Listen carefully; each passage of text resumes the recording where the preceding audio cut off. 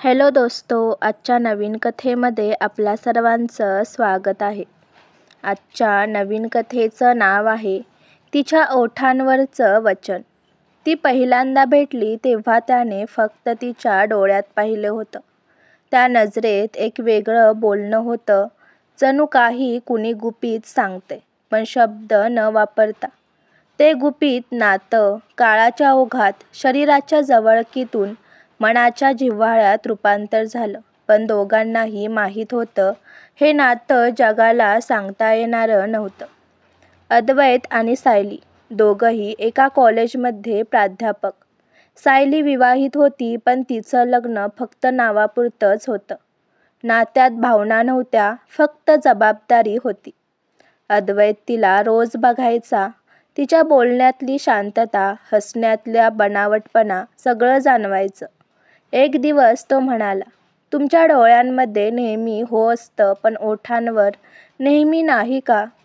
सायली थोडं हसली आणि म्हणाली, कारण माझ्या होण्याचा अधिकार कुणालाच नाही.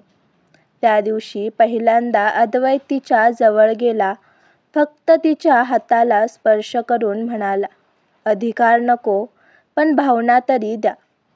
त्या दिवसानंतर दोघं एकमेकांशिवाय राहू शकले नाहीत.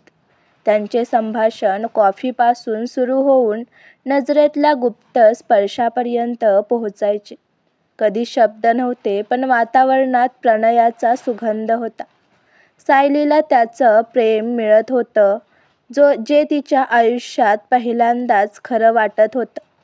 ती म्हणायची, तू माझ्या ओठांवर हसू आणलंस जे वर्षानुवर्ष झोपलं होतं. अद्वैतला तिचं हसणं आवडायचं. तो म्हणायचा, हे हसूच माझं व्यसन झालंय. पण नियती शांत बसली नाही. सायलीचा नवरा एका अपघातात गंभीर जखमी झाला. अद्वैतच पहिला हॉस्पिटलला धावला. तो रक्तदान करायला पुढं आला कारण सायलीच्या नवऱ्याला त्याचं रक्त जुळलं होतं. सायली रडत होती. ती म्हणाली, तू माझं प्रेम आहेस पण तू माझ्या पतीला वाचवत आहेस. अद्वैत शांतपणे म्हणाला, तू सुखी राहिली तर मला काही हरकत नाही. प्रेम असंच असतं. काळ गेला. सायलीचा नवरा वाचला पण त्यानंतर सायलीने कॉलेज सोडलं. तिने अद्वैतला शेवटचं एक पत्र दिलं. तुझं रक्त माझ्या नवऱ्याच्या शिरांमध्ये वाहतंय. म्हणजे तू आता कायम माझ्या आयुष्यात आहेस. जरी दिसणार नाहीस तरी पण. कित्येक वर्षांनी अद्वैत एका कॉन्फरन्समध्ये गेला. तेथे मंचावर सायली दिसली, हसतमुख, आत्मविश्वासाने बोलणारी. तिने भाषण संपवून खाली येताच दोघांच्या नजरा पुन्हा भेटल्या. त्या नजरेत अजून तेच मौन होतं. अद्वैत हलकेच हसला. तुझ्या ओठांवरचं वचन अजून टिकून आहे का? सायली हसली आणि अलगद म्हणाली, हो, आणि तेच माझं जगणं झालंय.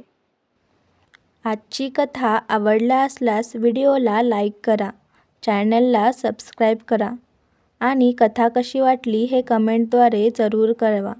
व्हिडिओ जास्तीत जास्त शेअर करा. धन्यवाद.